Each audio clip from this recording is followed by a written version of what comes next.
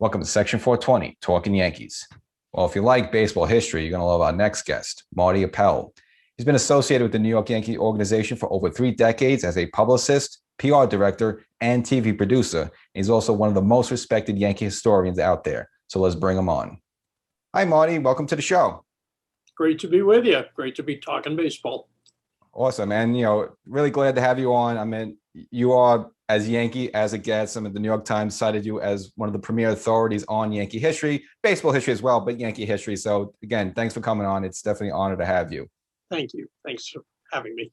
Now, I'm a little jealous. I kind of got this blue background. You kind of got this interesting field in the back. So, where are you in spring training? Where are you there? It's a photograph I took, and it is a spring training site, but there's a lot of history behind it. This is Huggins Stengel Field in St. Petersburg, Florida. It's where the Yankees trained starting in 1925. And when they moved to Fort Lauderdale, the Mets took it over, and it's where the Mets trained in the 60s. The Cardinals and the Mets shared St. Petersburg, and before that, the Yankees and the Cardinals did. So there's another field in St. Petersburg called Allang Field. And that's where the games are played. This was where the workouts were held when the field was in use and there was another game going on.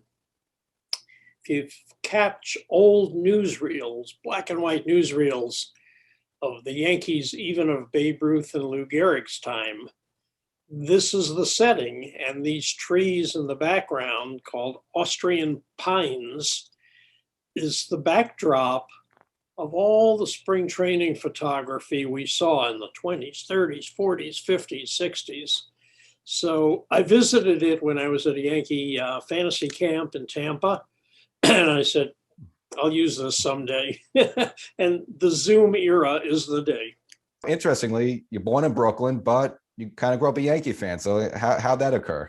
I say my whole life has been a mistake. I was supposed to be a Brooklyn Dodgers fan. But I was young, and my first memory of baseball, we lived on St. John's Place in the Crown Heights section of Brooklyn. And my first actual memory of baseball is not a game, but of fans literally dancing in the streets on St. John's Place after Brooklyn won the 1955 World Series over the Yankees. It was the first time they'd ever beaten the Yankees in a World Series, and the borough went crazy. This is what my 7-year-old eyes was observing, and I felt bad for the losers. I said, no, this is awful. I'm going to take up the cause of the underdogs, and I'm going to cheer for the Yankees. So, of course, I didn't know the history. I didn't know that the Yankees won all the time, and this was great for the Brooklyn. So I became a Yankee fan that very day. Which is why I say my whole life has been a mistake, because I was in Brooklyn. I was supposed to be a Brooklyn Dodgers fan. They had such a great team, but I took up the cause of the Yankees that day. Yeah, and that's actually a case when, I guess, as a kid, you don't know the history. Ignorance is bliss in that way. And actually, it turned out to be a good thing, because then Brooklyn leaves, a couple of years later, and then they would have broken my heart. Instead, I had all the pleasure of the Yankee victories over the years. Yeah, and worst of all, you might have ended up as a Mets fan, which would have been a tragedy. You don't want to go there. But I have a lot of respect for the Mets fans because they're loyal. They're there through thin and thin. And something about the Mets that I like to point out is George Weiss, who was their first president, who had been the Yankees general manager, was sort of thought of as kind of a stodgy, old-line thinker. Somebody once went to him at the Yankees with an idea about cap day. And he took a look at the cap and he said, do you think I want every kid in New York walking around in a Yankees cap?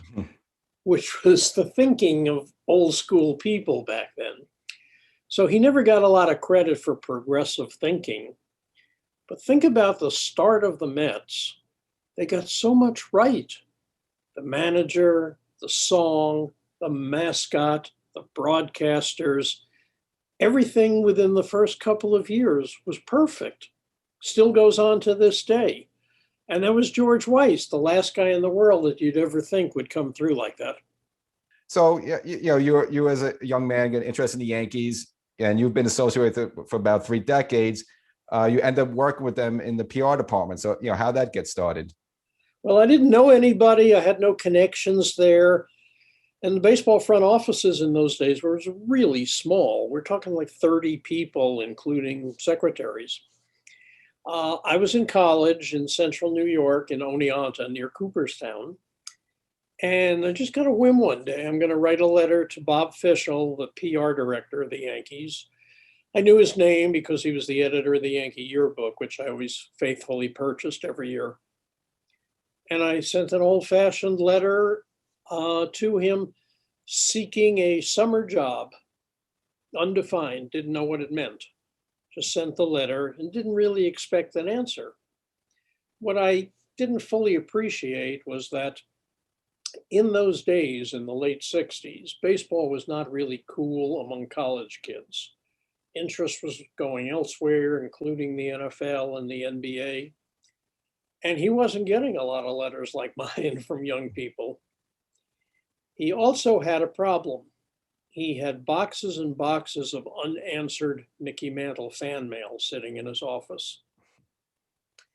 Mickey wasn't going to get to it. This was Mickey's 17th year at the time with the team, and he had stopped answering his own fan mail. It was too much.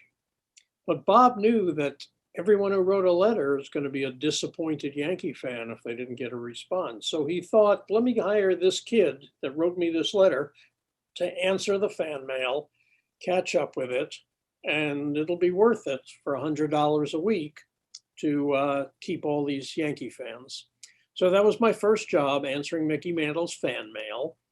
And from that, within 2 years, I became the assistant PR director when Bob Fischel's assistant left. And then Bob Fischel himself left in 1973. By then, Mr. Steinbrenner had bought the club and he promoted me to be PR director. I was 24 years old. I was the youngest in the major leagues, I think, to this day. So I'm forever indebted to the memory of George Steinbrenner and the confidence he showed in me for that. And I have to say that it was learning the profession from Bob Fischel went a long way, because I think he was the best there ever was at that job. Now, did you have to interview with George directly, like one-on-one? Oh, yeah. And when I got the job, I was, not an exaggeration, I was in his office 4 or 5 times a day, because everything that came up, he wanted to be involved with. So ultimately, he lost patience with us when we wouldn't answer the phone right away if he was summoning us to a meeting. So we all had these red bat phones installed on our desks. And if you were on another call or on another place in the office and that phone rang, you had to pick it up on the first ring. Because if it was the second ring, you'd have a dial tone and you knew you were in trouble. Yeah. I mean, would he also like call you maybe just in the middle of the night, just had a weird idea, or just, just call you like out of the blue sometimes if you're at home? The answer to that question is absolutely. And yeah, well, as we all know, he's a tough character, but like, was it like he just wanted to win so badly? What did he just want the Yankees to get back to that, level they were back in the 30s, 40s, and 50s? Like, why was he just so demanding, so kind of tough on the staff? Because when he bought the Yankees, he bought their whole history, their whole winning tradition, and he would settle for nothing less. So he was very demanding. He wanted victories. And to this day, with that legacy having passed on to his children, all the money they make, and it's unimaginable the money that all the teams make today, including the Yankees, of course, he puts that money back into the team. Other owners pocket it or share it with the shareholders. First and foremost, he puts it back into the team. So he always gives the fans a winning product or a competitive product, a pennant-ready product of big stars. And they don't win a World Series every year. In fact, they've won one in the last 20 years. But a Yankee fan has to say he always gives us a competitive, entertaining team on the field that keeps our attention all year. That's definitely true. And, I know they had the 2 years where they had to play at Shea Stadium because they were renovating the stadium, but those were teams with basically over 500, and they kind of got turned around quick because then by 76, back into the World Series, they get swept. But he kind of turned that around maybe within 4 years. So that was rather impressive, and you were there for the whole ride. I was there for all of that, and winning in 76, even though we lost the World Series, was magical to me. That was the heritage I was buying into when I joined the team, because I grew up where they'd win every year. So I joined the team in 68, and we didn't win until 76, by which time I was already one of the senior employees. And what a good feeling that was. I still remember Chris Chambliss' home run and the aftermath of that, how wonderful that was. After 76, the Yankees bring on Reggie Jackson with, he's a big name free agent and, makes those comments in papers. And of course you have Billy Martin there, and he's a character, and so I mean, I'm assuming those two probably made life a little harder for you, just, in the public relation, dealing with the media. Yeah, those were the Bronx Zoo years. A lot of strong personalities in conflict there. Mr. Steinbrenner certainly gave Paul not a choice of his, but there he was in the middle of feuds with Martin and Jackson and Munson and Nettles, and it went on and on. So it became much more of a tempest than it had ever been in the years that I was there. When I started, when CBS still owned the team, Lee McPhail was the general manager, Ralph Houck was the manager, Michael Burke was the president. No controversy. Every day was fine. We didn't win many pennants, but it was just such a pleasure to go to the ballpark and know what was going to happen for the day, and you got your job done. In the George Steinbrenner era, you had no idea what the day would bring, but you knew you'd be on the back page of the Daily News and the New York Post the next morning over something. Gotcha. And, just in terms of, specifically Billy Martin, what was about the relationship with him and George where, like, George would fire him, bring him back, but why would Billy, accept coming back after being fired multiple times? Like, what was that relationship like where they just kind of, friends and enemies at the same time, but for some reason there seemed to be a bond there that this went, that maybe only the two of them could understand? It was complicated. Billy wore the Yankee uniform like guys wear fraternity jackets in college. I mean, it meant everything to him. And he really never got over being traded in 1957 after an incident at the Copacabana nightclub. And it broke his heart. And he didn't return until 1975. So for him, that was a long period in exile. Now, his personality clashed with Mr. Steinbrenner's because he wanted to be the boss. He wanted to be in charge of the roster, the lineups, everything baseball. Mr. Steinbrenner loved hiring Billy Martin because he was the tradition and the heritage that Mr. Steinbrenner had purchased. These great old Yankees who won all the time. Billy Martin was the second baseman throughout the 50s. So they both wanted to be there, but their personalities was such a clash. It was so complicated. And to fire him and hire him and fire him and hire him over and over again was just a terrible thing, as it turned out, for his own stability and his own mental health. It was awful to just watch that process. But did Steinbrenner maybe calm down though? Finally, I guess once like the late '90s Yankees were maybe Steinbrenner's getting up there in age, and then you have the Joe Torre years where the Yankees 4 out of 5 World Series. I mean, did that little period maybe just calm George down a little bit so he wasn't as fiery maybe as he was? I think it was aging. He was suspended for a couple of years there while Gene Michael took the reins of the team, and the team started to come together and look like a contending team. So with that, he sort of relaxed a little bit, and suddenly he found himself on a team with Bernie Williams and Derek Jeter and Mariano Rivera and Jorge Posada and Andy Pettit. And all of a sudden, without his interference, this was a great team he was putting on the field. They always say the Yankees of 49 to 53 won 5 straight world championships, and how unimaginable that is today. with so many more teams and so many more levels of playoffs and so many more in-season opponents. But think about it. They almost won 5 straight World Series from 96 to 2001. They didn't miss by much.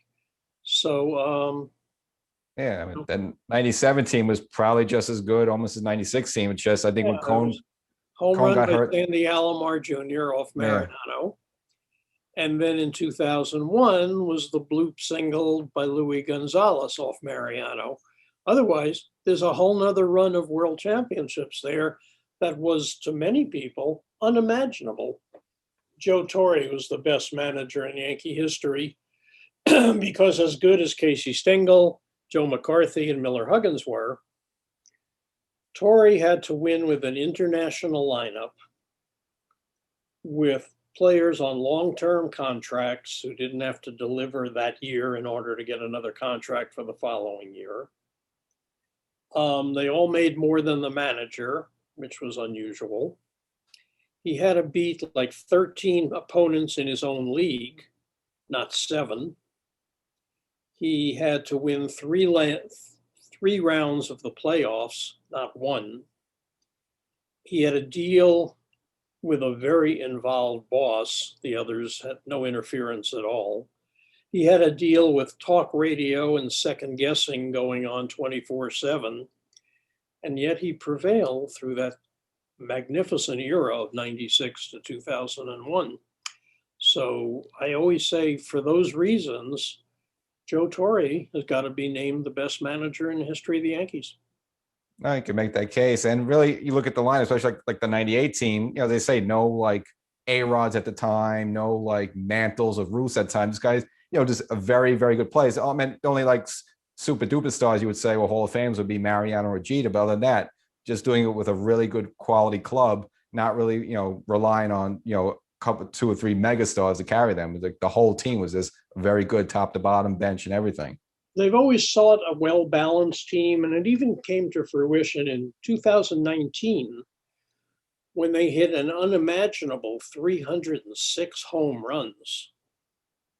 It was unheard of, and yet their leading home run hitter only had 38. If I told you there was a team going to hit over 300 home runs, you would say, well, must have been a couple of guys that hit over 50.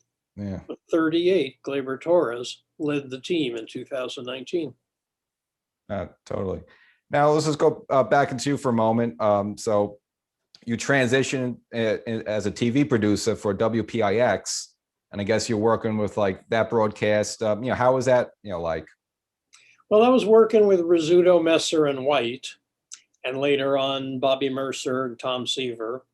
And that was great fun. First of all, I really loved the television industry. It was much more interesting than I gave it credit for before I transitioned over there.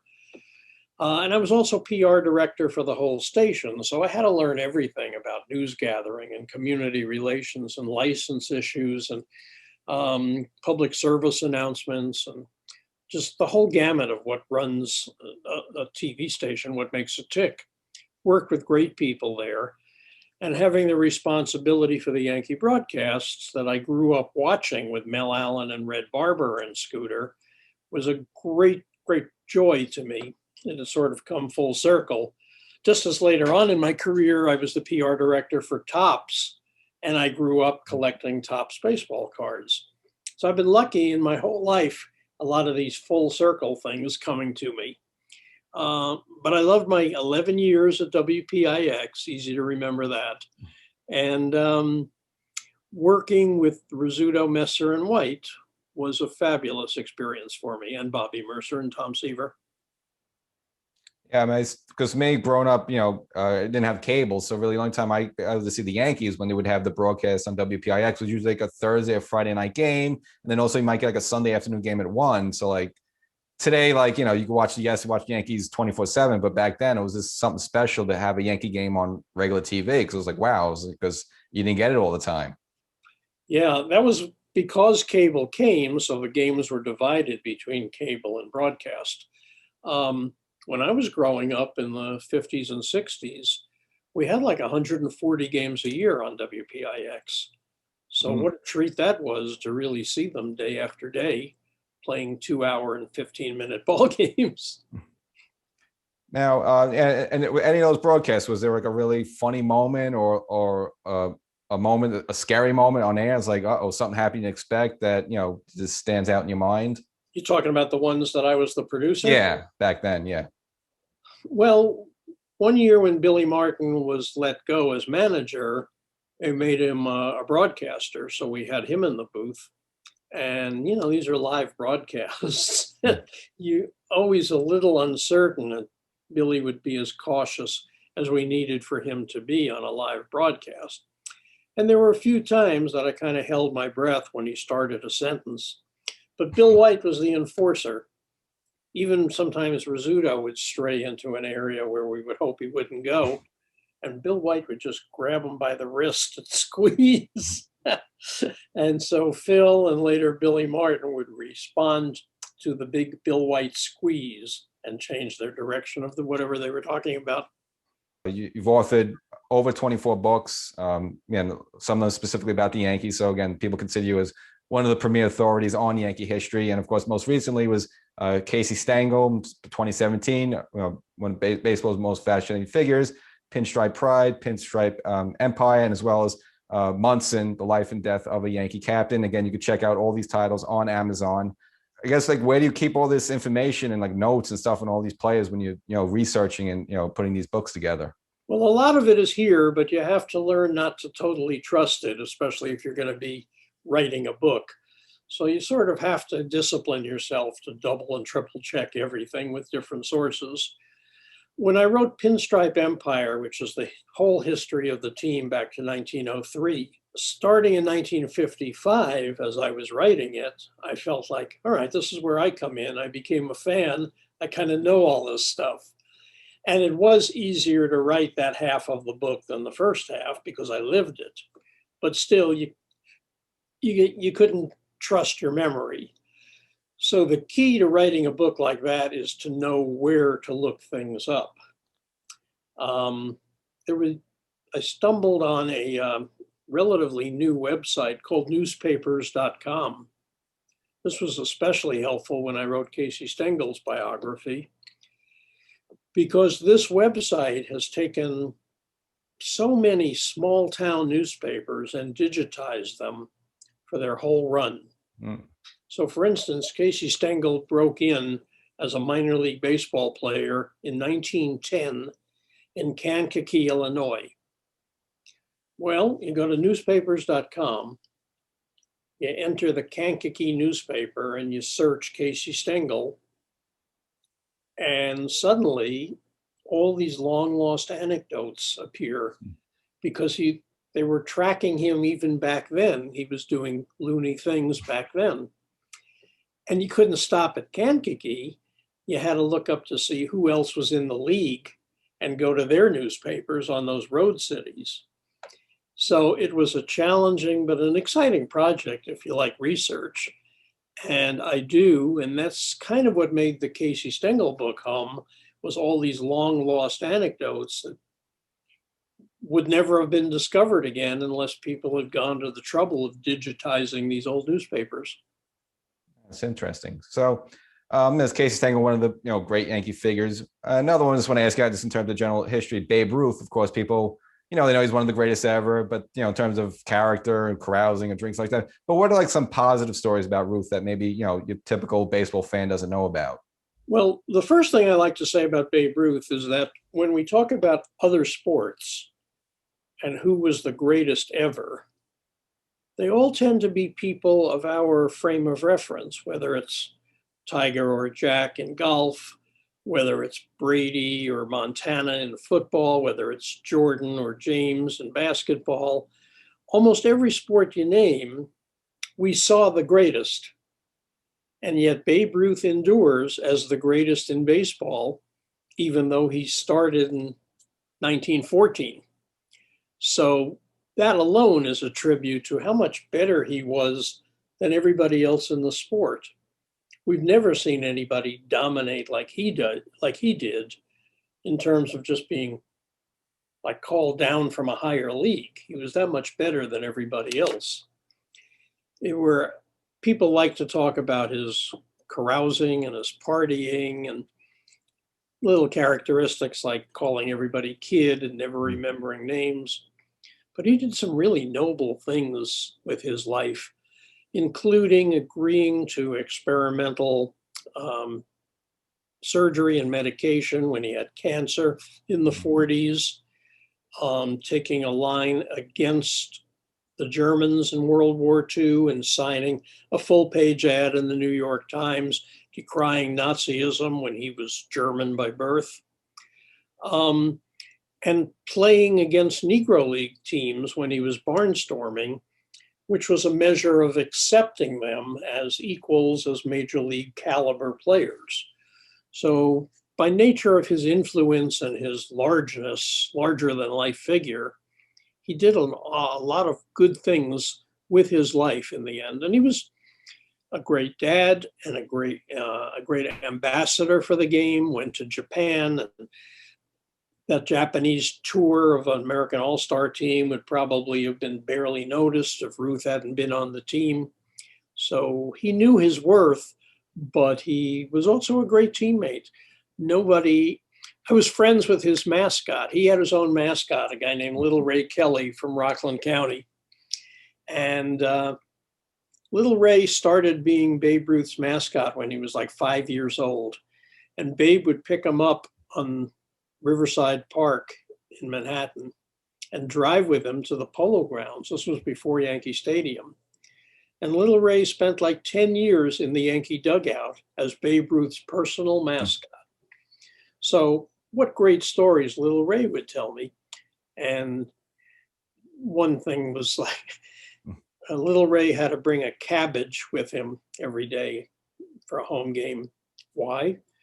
Because they would put the cabbage in a cooler in the dugout and on ice. So it stayed cold. And Babe would peel off a cabbage leaf and put it under his hat to stay cool in the outfield. Nobody else could touch the cabbage. It was only for Babe. So learning all these little things from Little Ray was great. And I said to Little Ray once, the language in the dugout, did people respect that you were 5 years old and they hold back on their language? And Little Ray would say, hell no, how do you think I learned to talk like this? It was great to know Little Ray, but it was great to learn to know Babe Ruth through Little Ray. Well, Marty, thanks for joining us. You're definitely like the Babe Ruth of Yankee history. One of all the time great. Honored to have you on. Again, people follow you on Twitter. Check out the Facebook page, also your website, and on Amazon. Just type in Marty Appel. All your books will come up if you want to catch up some more great stories about Casey Stengel and so forth. So, Marty, thanks again for coming on. Well, if I'm going to be the Babe Ruth, next time I'm on with you, I'll eat a dozen hot dogs while we're talking. You like Nathan's?